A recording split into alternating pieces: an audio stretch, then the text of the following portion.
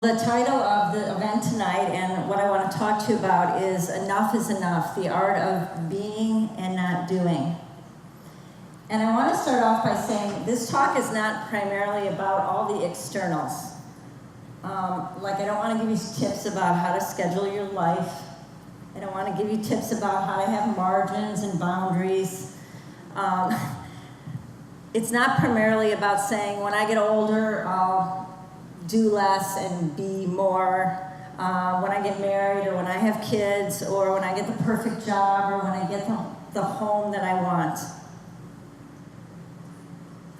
And it's not necessarily about the doing part. It's not about doing less or doing more. I know lots of busy women who are doing a lot, who are walking in peace because they also know the secret of being. And I know lots of women who want to do more because they don't know how to be. Now, I don't know which category you fall into, but I hope that some of the things that I share from my own life tonight will be helpful for you. I think there are different seasons in our life where we're called to be out there doing more.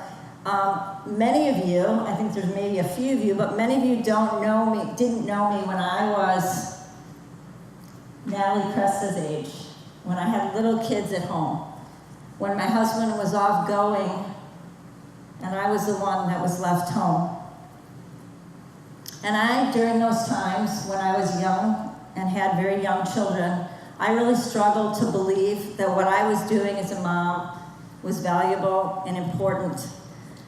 And my experience was that so much of what I was doing was so hidden and repetitive and mundane, and so many of the tasks that I did were undone so easily.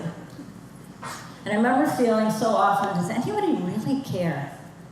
Does anyone really see me? Does anyone really value what I'm doing? I remember one day, it was a Saturday, and we had a chore day at home. And the kids were supposed to be doing their chores. They were fairly young, not like 2 and 3, but old enough to be doing chores, and I was cleaning our bathroom. I was actually cleaning the toilet. I was on my knees, and we have 2 boys, so the toilet's never a fun job when you have boys. And I was grumbling, and I was saying to the Lord those words, does anyone care? What's the point?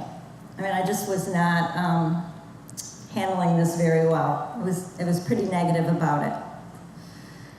I was doing the job, and my daughter Sarah came in. I think she was maybe 7 or 8 at the time, and she came in and she said, Mom, a guy just came to the door, a delivery man, and brought these for you. And she brought in for me, or I went out, and on the table were a dozen white roses. And so I said to my husband right away, wow, these roses are amazing. Did you get these for me? And he said, no.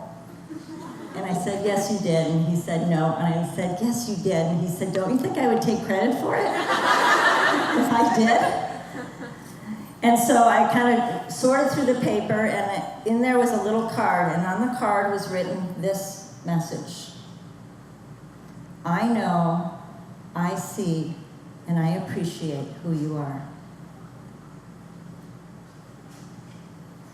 And I also know my husband that if he sent that, he would have taken the credit for it.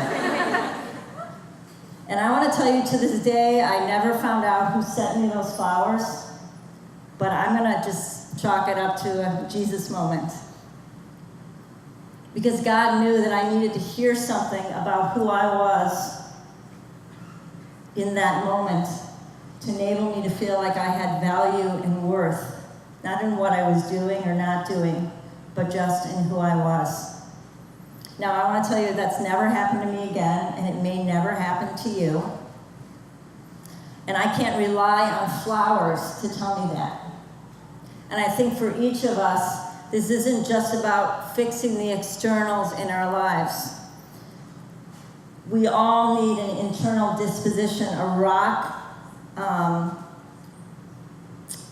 solid rock foundation that enables us to freely, confidently, peacefully live out our vocation as women, joyfully, and to really know who we are in all the stages of our lives.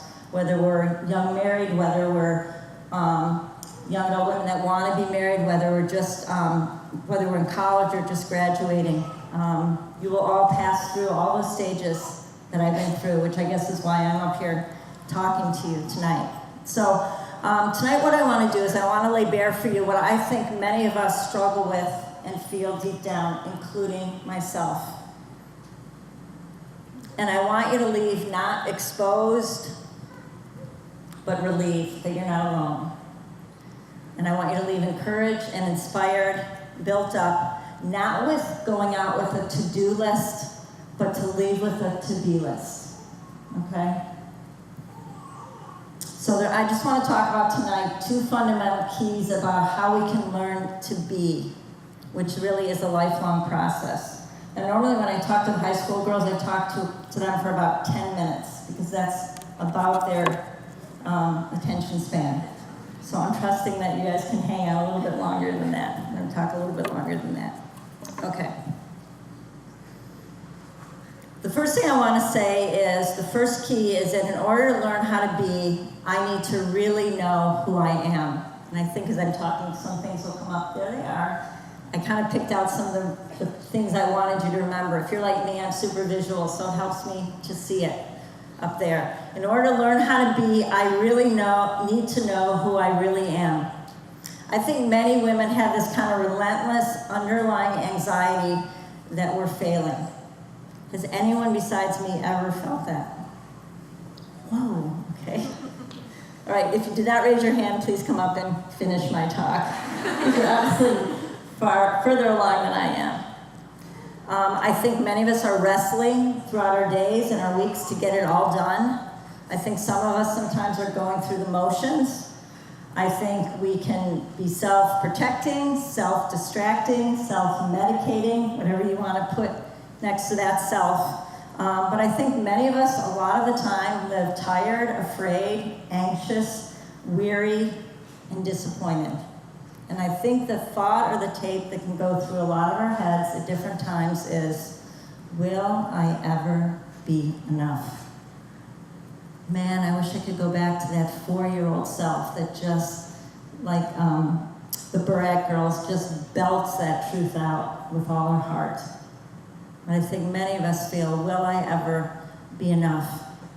Will I ever find enough? Will I ever do enough? And I think we can look in the mirror of our lives and think, is what I have, where I am, who I am, enough?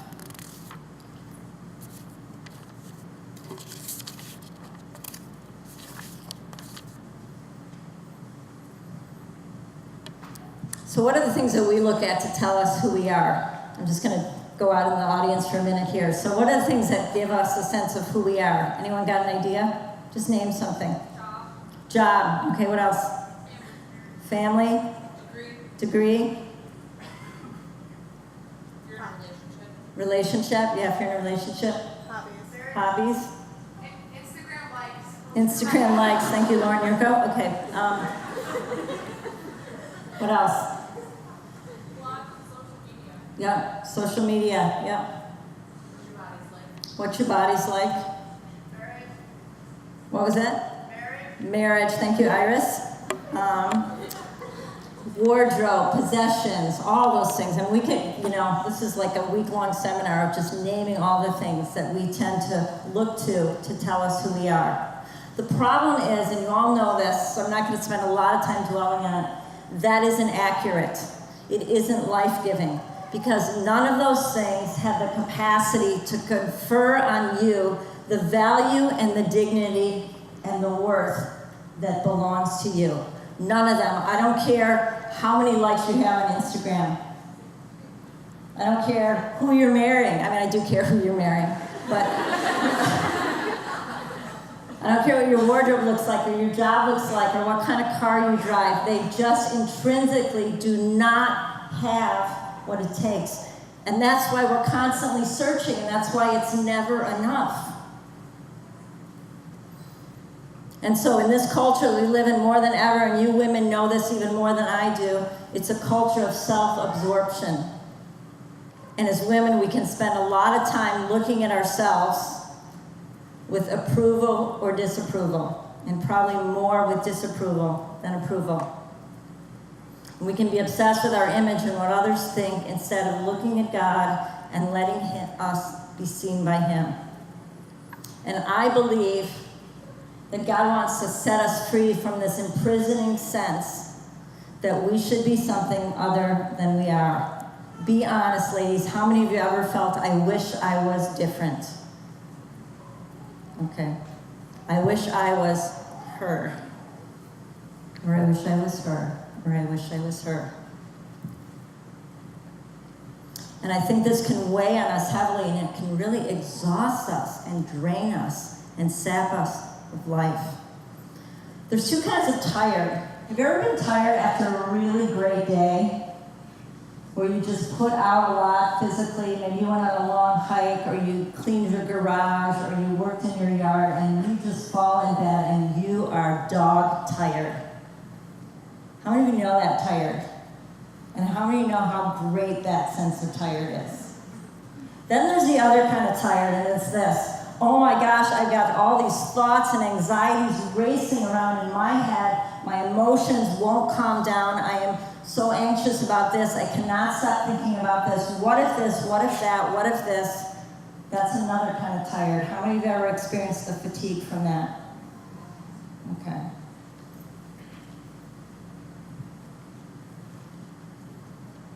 Jesus says, come to me, all you who labor and are heavy burdened, and I will give you rest. That second kind of tired is a heavy burden kind of tired. And that's the thing God wants to give us rest from. And I believe what we all really long for deep down is the freedom to know who we are and to simply be that person. Have you ever gotten up in the morning and looked in the mirror and thought, who are you? Has anyone ever felt that way, except for me? I mean, I'm an identical twin, so I do have some identity issues that are unique to me. But I think deep down we all just want to know who we are, and then we just want the freedom to be that person. Not to be the best, or the smartest, or the cutest, or the prettiest, or the thinnest, or the thriftiest, or whatever, but just to be me. And if I happen to be those things, great. But I'm going for me. And I think that's hard because we think that what we lack makes us unlovable, and we think that we have to earn the right to be loved. But God's love is freely given. It's not deserved or earned. And our deficiencies don't prevent God from loving us. It's actually just the opposite. They're the things that draw us to Him and draw Him to us. So what I believe is that we can only know who we are if we let God tell us. If we begin to see ourselves through His eyes. I think in an ideal world, we learn from our parents and our families who we are. The problem is, at least in the world I grew up in, is the world is broken. And the people in our lives are broken as well. And so the messages that are supposed to be there, that those little girls pronounce so beautifully, you are valued, you are wonderful, you are loved, you are cherished, you are enough. Those messages come to us garbled, and they come to us in ways that we're not able to hear them because of other people's brokenness. I know in my own life, my mom had a very difficult upbringing herself, and so I experienced my relationship with her being very emotionally distant. And I remember there were times when my mom was emotionally distant, and as a little kid, what I thought was, what's wrong with me? Why doesn't she love me? What else do I need to get her attention, to be loved? I remember when I was first married, and I had my son Michael was 3 years old, and he was a very sweet boy, but he was very physical, and he would break a lot of things around the house. And one time, my husband was out of town, and Michael was running around the house, and he grabbed a picture frame, one of those plexiglass ones, and he just snapped it in half. And when I heard the snap of that picture frame, something in me felt like it was snapping. And I remember my emotional response to my son, who I love dearly, was to step back and to begin to remove myself from him. And in that moment, God spoke to me. And God said something very profound to me that I will never forget. And this is about knowing who we are. He said, "You are not your mother, and you will never be. And you need to treat that son of yours with love and tenderness and kindness and firmness and discipline, but you are not your mother." My identity didn't need to be determined by the brokenness of my family, and neither did yours. And if you never got that message growing up, that you're loved and you're valuable and you're worth it, God wants to speak that message into your heart and into your life.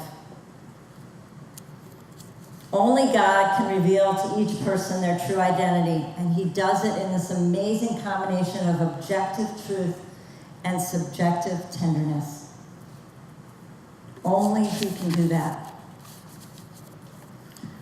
St. Therese of Lisieux said this. She said, "I need the glance of my divine Savior." And here's what she meant by it. She meant she needed to have Jesus looking at her to know who she was. A glance that's not judgmental, that's not accusing, but one that liberates, one that's encouraging, compassionate, merciful, loving, and life-giving. Because when Jesus looks upon us, His gaze adorns us with beauty and purifies us. And when God looks at you, Elizabeth, He sees that you're beautiful not only because He created you, but He sees Christ in you and through you. And that's what He sees in each one of us. And I don't know about you, but there are times when I try and run or hide from God's gaze. Does anyone ever do that? Okay, I know you do because you're in this family that's done it for thousands of years. It's exactly what Adam and Eve did when they got in trouble in the garden. What did they do? Anyone know? What does it say in Scripture? They hid. Yep. They're like, ooh, we're naked. Let's get out of here. No, let's hide from God. We need to hide from God. We need to hide from the one who made us and created us, because we know when He looks upon us, He will see what we've done. And He will see our shame. And I think many of us have bought that same serpent's lie that Adam and Eve bought in the garden that made them want to hide. That God isn't good, that He withholds good from His children, that He doesn't genuinely fully love us or want us to be happy. And so we walk around as young women like orphans. We walk around like lost children, not knowing and believing that we have a good Father who wants to care for us. So when Jesus looks at us, it's a glance. You know the difference between a glance and a stare? Have you ever looked over and saw someone staring at you? Have you really? Who's looked over and seen someone like, and you're like, are they staring at me? Like, I mean, a stare is a stare. There's like something there that's very forceful and it's not super friendly. But a glance. Is anyone here who's engaged? Besides Iris?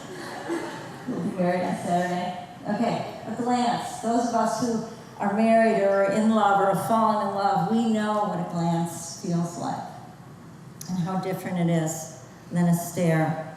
Jesus' glance is a glance of hope. And when He looks at us, He doesn't see our faults, our woundedness, or our human blemishes. He sees in us His own image and likeness. And when God looks at you and all the ways you wish you were better, he doesn't see the not yet or the almost or not quite enough. He actually sees you already as you will be in glory. And I don't ask me to break that down. I don't know how it works with metaphysics or time. I just know God is in the eternal now, and when he looks upon you, he sees you as you will be in glory. And if I were to look at you right now in that state, I would not only need sunglasses, but I would be, as C.S. Lewis says, tempted to bow down and worship you because you're such a glorious creature in the sight of God. Pope Francis did a meditation from the gospel, and he talks about the power of Jesus' gaze to actually transform us. And I just want to read this a little bit because it's just so beautiful. He says, Jesus stopped. He's talking about Matthew here. He did not quickly turn away. He looked at Matthew calmly, peacefully. He looked at him with the eyes of mercy. And he looked at him as no one had ever looked at him before. And that look unlocked Matthew's heart. It set him free. It healed him. It gave him hope. This is our story and is like that of so many others. Each of us can say, can you say this with me? Not that one. Whoops. Can you say this with me? I too am a sinner whom Jesus looked upon, and I have been set free, healed, and filled with new life and hope. Me. I don't know, some of you know this, but I have been doing ministry with young women for more than 30 years, and I want to say one of the best parts of my job is to watch young women encounter Jesus, receive that glance of love, be set free and healed, and begin to believe that they are lovable, valuable, and good enough. Absolutely, hands down, the best part of my job. To somehow participate in what God is doing in a human's life to help them understand who they are, who they truly are. Okay. 12 more pages to go. I'm just kidding. Okay, so what I want to say to you is what matters in life is not what you do, but who you are. How many of you have ever heard that before? It's like, Jesus loves me, this I know, blah, blah, blah. Okay, listen again. What matters most in life is not what you do, but who you are. Just came back from a Mexico mission trip to the garbage dump, and we were with people who have the lowest job and the lowest status, I think, in the world. These people live in a garbage dump, and you know what they do? They sort through garbage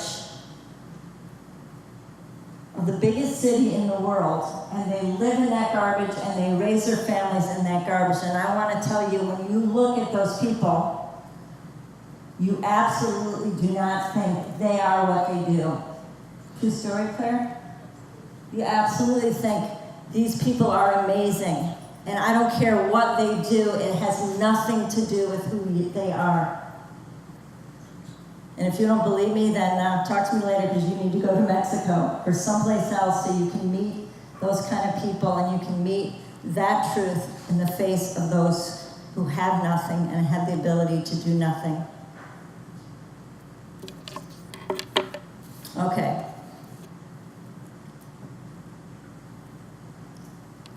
So the last thing I want to say about Jesus, we need Jesus' gaze, is that one of the reasons we needed his gaze of love is so that we can focus outward toward others and reflect his love. A life lived for yourself is no life at all. And as I look around this room, I don't think there's one woman here that's just living for themselves, or you wouldn't be here tonight. But a life lived just for you is no life at all. And so I want to ask you, how do we look on others? How do you see others? Does our gaze, like God's, give life and freedom and encouragement? Is it a look of hope? Or are you into the stare? Is it a look of judgment, rejection, condemnation, comparison? A simple look and the words that follow can impart tremendous life to those around us. Perhaps it's difficult to accept and love others because deep down we don't really or truly accept ourselves. I really like this quote by Jacques Philippe that's coming up. There it is. All right. If we are not at peace with ourselves, we will find ourselves at war with other people. So I'm not going to ask you to volunteer who you're at war with right now, but think about it. Because it's so easy to point the finger to that person and say it's her problem or it's his problem. But if we're at war with someone else, perhaps we need to look in here and ask if we're at peace with ourselves. Okay, so the second point, which is going to go faster than the first, is in order to learn how to be, I need to learn how to receive. And this is the most important and difficult part of the Christian life. Because to be a Christian is not about fulfilling a task, it's not about checking off a list, it's about welcoming through faith the immense gift of God. If you're a person that has a hard time receiving, please stand up.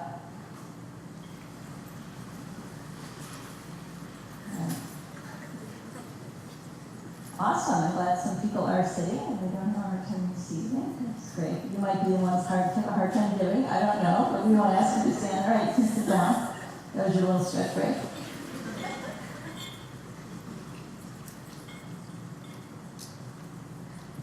Receiving is the most fundamental act of the Christian life, and I think it really is one of the most fundamental acts of human life.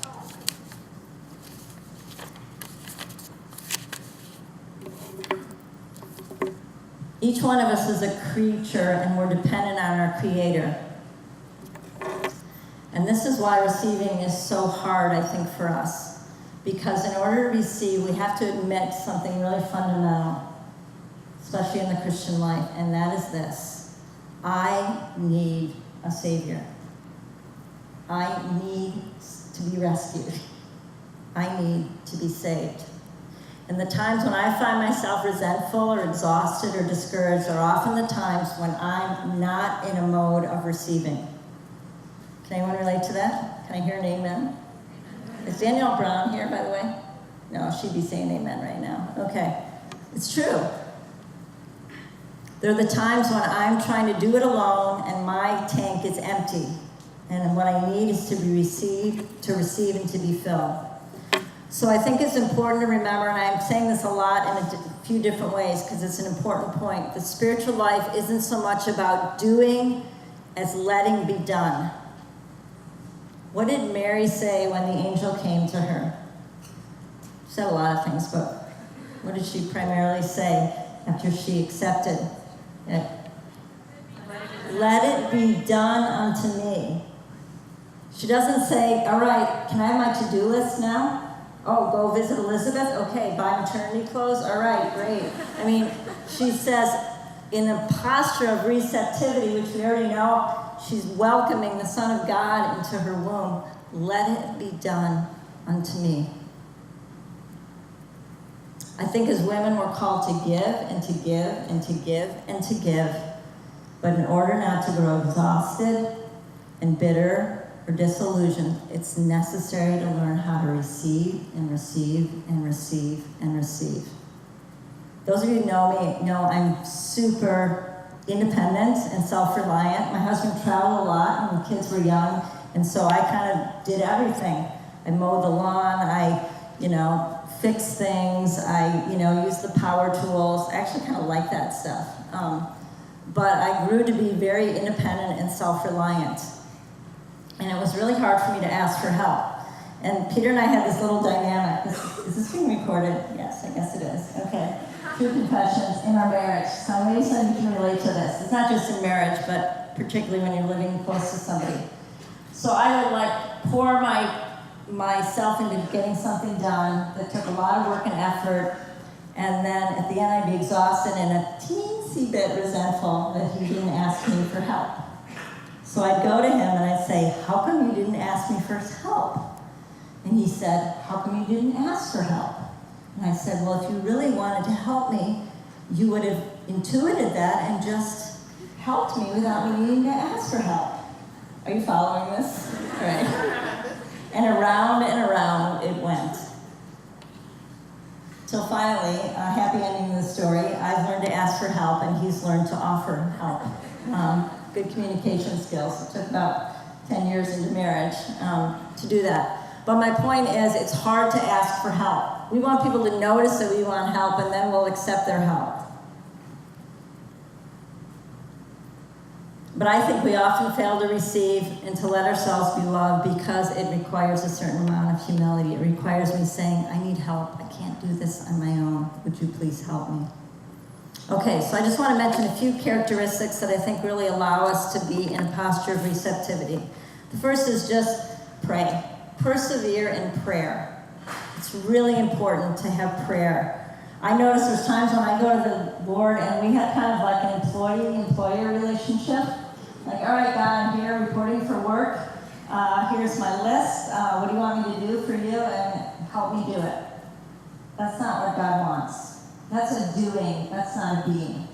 God wants our prayer. It doesn't mean we can't go to him for help or ask him for things, but he wants our prayer to be like a relationship. Like if I called up my friend Rochelle and I said, Rochelle, let's get together, and we got together, and all of a sudden my conversation, all I was saying was, can you come over on Friday and vacuum, and then on Saturday maybe you can clean my bathrooms, and do you have advice for me here, and can I borrow that cute jacket that you have, and on and on and on. I think she might begin to feel a little bit like taken advantage of, just a little bit. Not that God feels that way, but I think we have to approach our relationship with him like a relationship. Like when I go out and hang out with Rochelle, I want to be with her. I want to hear her, how she's doing. I want to spend time. So we need to learn how to be with God in prayer and companionship. One holy man described prayer as this: God looks at me and I look at him. At glance. God looks at me and I look at him. Okay, so persevere in prayer. The second characteristic that allows us to receive is just trust, just openness. So again, I want you to ask and think about, what are the things that you put your trust in? And how do we know if we really trust God? I'm going to give you a really simple way. If our trust is in God, then even when we fail, even when we fall, even when there's challenges, our trust remains firm. Trust is practiced not only when life's going great, when we're satisfied with ourselves, but especially when we're faced with our own limitations and life is difficult. So that's the second one, learning how to trust. The third is humility, and I'm going to go through these pretty quickly. I love this definition, but I think it's C.S. Lewis. Humility is not thinking less of yourself, it's thinking of yourself less. I'll let you ponder that one later.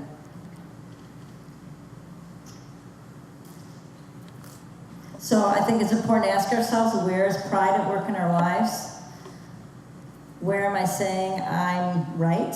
I don't need anyone, I don't need help, I can do it on my own. I think humility, I love this gesture of humility. It's like this.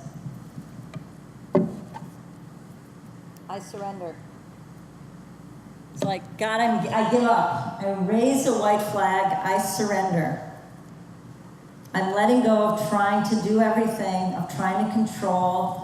Help me to know who I am and just teach me how to be. So humility is very important. Okay. Obedience. Learning to say yes to God daily in small ways. Obedience is hard. How many of you as women find that a little grating, that word, obedience? Anyone here? Any feminists out there? I know I do. But here's the key about obedience. There's always a little bit of obedience that'll be hard because it means I'm submitting my will to another. But it helps me to know that I'm not submitting my will to someone that wants to destroy me, but someone that wants to love me. and that's our relationship with the Lord. It also means being obedient to life's events. I'm going to read you a quote, and it's going to come up there, by a young woman your age, who said this: "From your hands, my God, I accept everything as it comes. It is always good. I know it. I have learned that in putting up with all the trials, we can turn them to good. Always. As soon as I show myself ready to face them, the trials have changed into beauty." That young woman your age was led into a gas chamber during the Nazi occupation and gave her life. To be able to say that in those conditions is showing obedience to life's events. It also means learning to say no. Just because you can doesn't mean you should. Does anyone here have a hard time saying no to things? Okay. Wow, somebody asked me. I guess I should do that. Wow, I got an email about that. I guess I should respond and say yes. Wow, I got an invitation. I guess I should go. Just because you can doesn't mean you should. Again, I'm not going to tell you if you should or shouldn't, but just think about it. Sometimes it means obedience means the willingness to say no, because you know that's the best thing.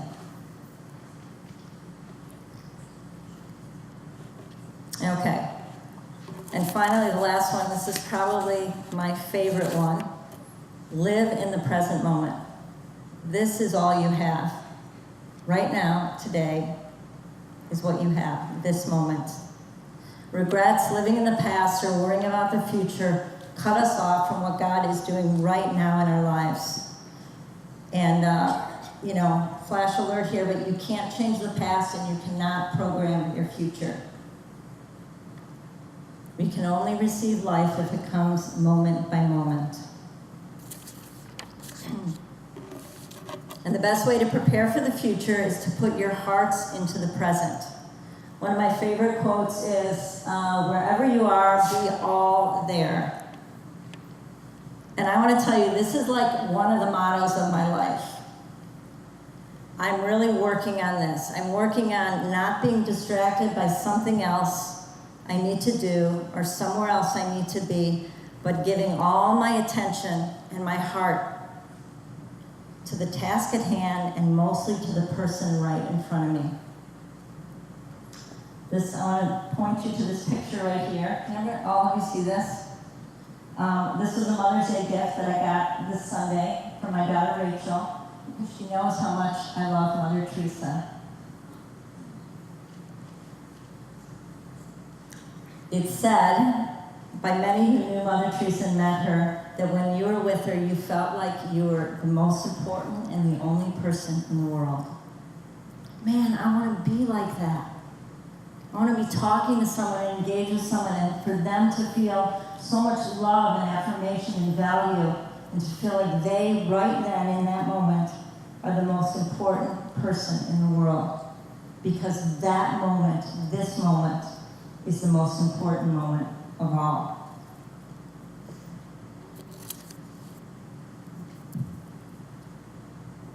So what I want to say to you is stop being in a hurry. How many of you feel like you're in a hurry all the time, racing from this and that? I know I do a lot of the time.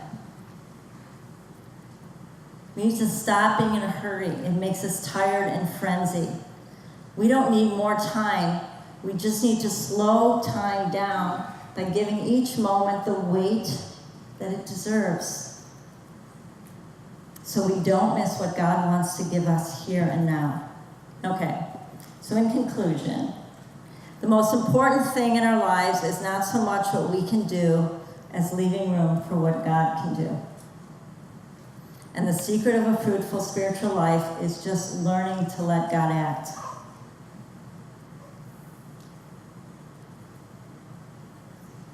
The person that God loves with the tenderness of a father is not the person we wish we were or think we should be. It's the person we are.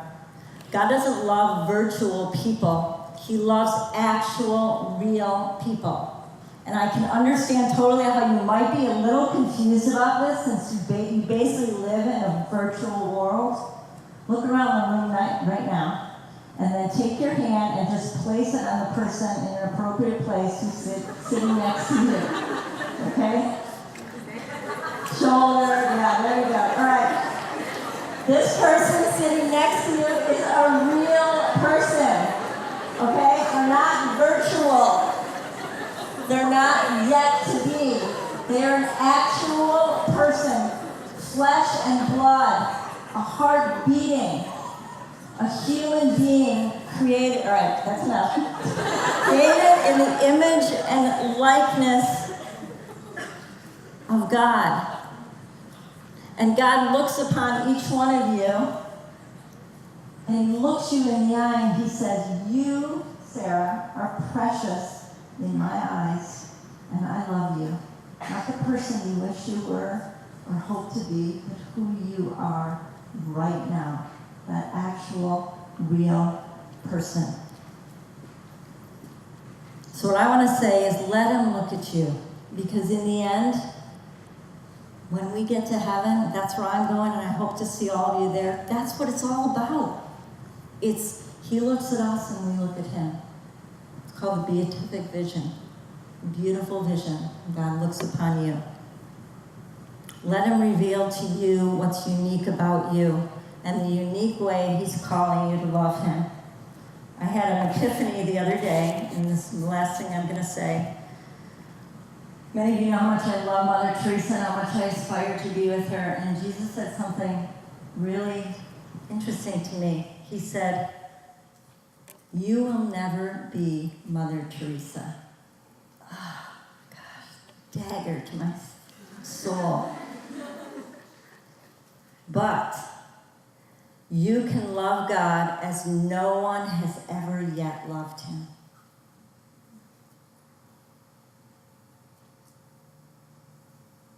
And what I realized, why would I want to be a second-rate version of anyone else, even Mother Teresa, when I can be a first-rate version of me? So yes, look to the saints, look to holy men and women, look to people around you to inspire you to be better. But be the person God created you to be, and be the best version, the first-rate version of that. Because Catherine of Siena said, when you are who you are created to be, you will set the world on fire. So I want to encourage all of you to allow the Lord to gaze on you and tell you who you are.